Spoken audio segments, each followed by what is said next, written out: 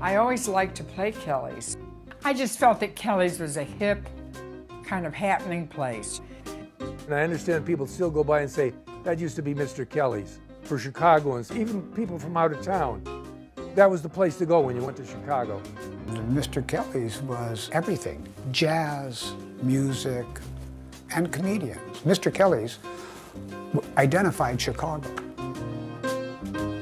Ladies and gentlemen, Mr. Kelly's takes great pleasure in presenting the First Lady of Song, Miss Ella Fitzgerald. And Eddie. Ladies and gentlemen, Woody Allen. There was about 5 rooms in all of America that you really wanted to play. And Kelly's was one of the top 3. There was a hum, and there was an excitement. The Divine Saravan. The leaves of brown came tumbling down, remember. Wasn't it a time when you could see Sarah, Woody, Ella at Mr. Kelly's, the preeminent nightclub in Chicago from the 1950s to the 1970s? I'm Tom Dreesen. I was lucky enough to play there. It literally launched my career.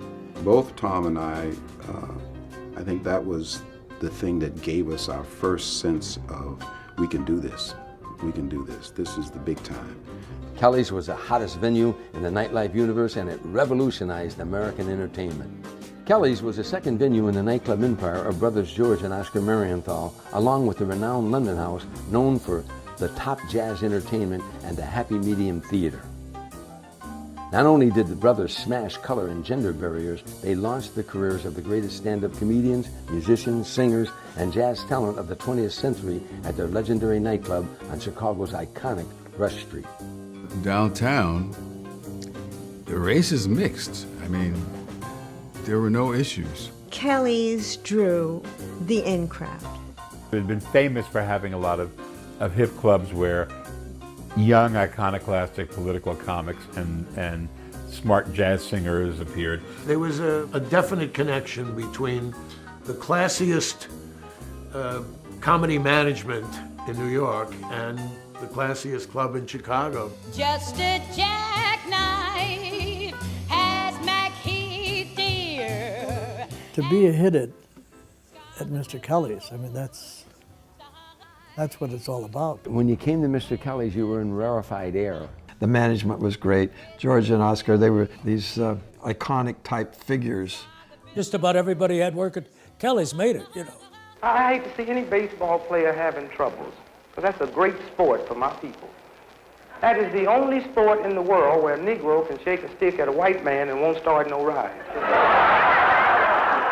A lot of entertainers couldn't stay in white hotels in Chicago, so they stayed on the South Side. Mr. Kelly's presented these top-flight comedians who were definitely changing things. They were changing the whole approach to comedy. Lenny Bruce, in fact, at one of the clubs in Chicago, 2 detectives came up and arrested him for doing a joke about the Catholic Church. And remember, Lenny Bruce, the police stopped him because they didn't like what he was saying politically. I used to go to Kelly's in the London House with my dad. Well, my dad loved the pianists. You know, we were talking about Billy Taylor and Oscar Peterson and Ramsey Lewis. The country was more or less in an uproar in those times. In '68, the terrible assassinations of Dr. King, Bobby Kennedy. And it was then that Richard Pryor, is one of the best I ever saw, went from collegiate, even though he was raised in a brothel in Peoria, to more authentic Richard Pryor. That was a turbulent time. Mr. Kelly's wasn't afraid, and I think there was a good deal of artistic freedom.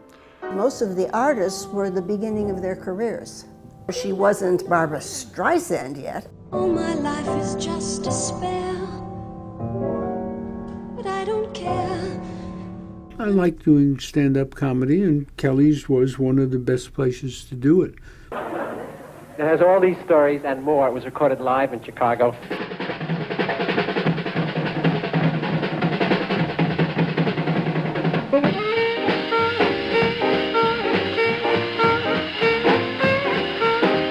Join us as we bring to life the elegant nightclub where dazzling performers started their careers, recorded live albums, and were catapulted to stardom in this documentary and performance special.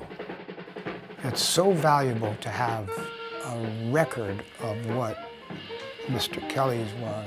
The pinnacle was Mr. Kelly's.